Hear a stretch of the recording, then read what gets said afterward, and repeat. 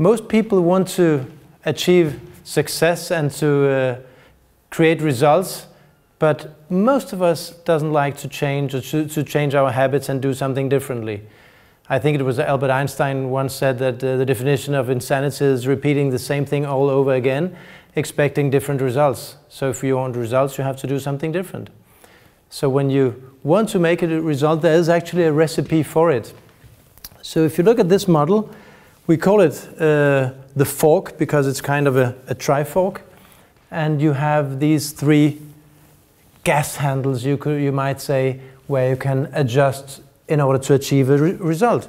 Doesn't matter what result actually, if you are a salesperson and you want to create higher sales, you either have to do more, so the amount of things you're doing, the meetings, the phone calls you make, the customers you have, all that you can measure in quantity. And then you have, of course, to do the right things, prioritize and have the right focus on the right customers, on the right tasks, whatever you want to address in order to get the results. And of course, your ability, your skills, how good you are at what you're doing. So doing the right amount of things and doing the right things with the right quality will make you achieve a result.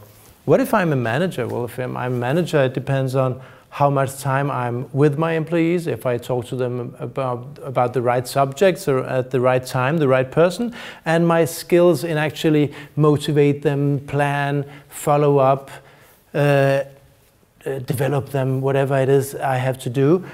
How skilled am I actually to get the most out of the time I spend with the right person, and it will give me a result. So no matter what you want in life, a lot of persons, they say, I want to lose weight, I want to be in better shape. Yeah? So what are you going to do? This is the result you want to achieve. And some people say, believe it or not, what I'm going to do is to measure my weight every day. Yeah, but it won't lead you to success, because measurement only on the result will not give you a result. It's just a measurement. So if you want to change, if you want to lose weight, if you want to be in better shape, you have to do something differently. What are you going to do differently in order to produce a result? How much time will you spend on whatever it is if you start jogging or bicycling? And do you have the right focus, the right priorities? And how skilled are you in doing it the right way will help you produce the result.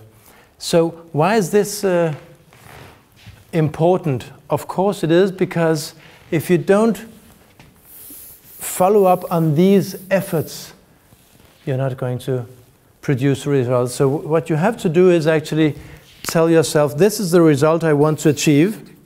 How will I do it? What do I need to do more of? What will I do differently from now on? And what will I do better in order to achieve a result? What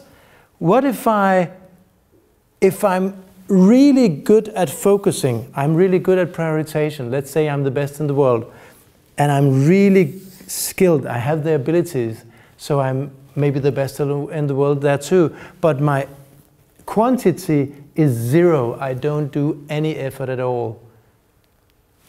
What would the result be? It will also be zero, of course. So it's not enough, it's not sufficient that you know two of the parameters or that you are ready on two of the parameters. You have to have them all three and include them and have a good mixture, and then you'll produce a result. No matter if you want to sell more on a gas station, be a better manager, be in better shape, be a better parent, no matter what it is, this is actually a good recipe, a good structure to achieve it. So what are you going to do differently from tomorrow in order to achieve your results?